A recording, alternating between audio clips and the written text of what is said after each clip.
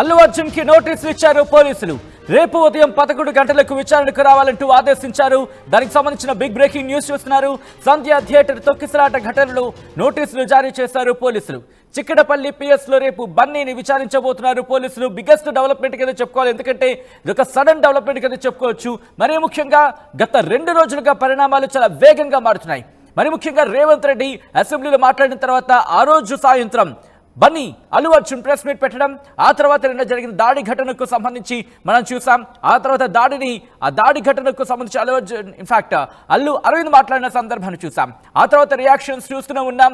ఇటు ముఖ్యమంత్రి రేవంత్ రెడ్డి కూడా రియాక్ట్ అయ్యారు.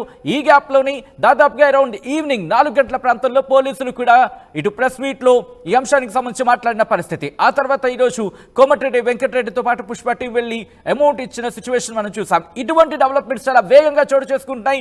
ఈ నేపథ్యంలోనే మరో బిగ్గెస్ట్ బ్రేకింగ్ న్యూస్ చూస్తున్నారు. ఎందుకంటే అల్లు అర్జున్ కి పోలీసులు నోటీసులు జారీ చేశారు.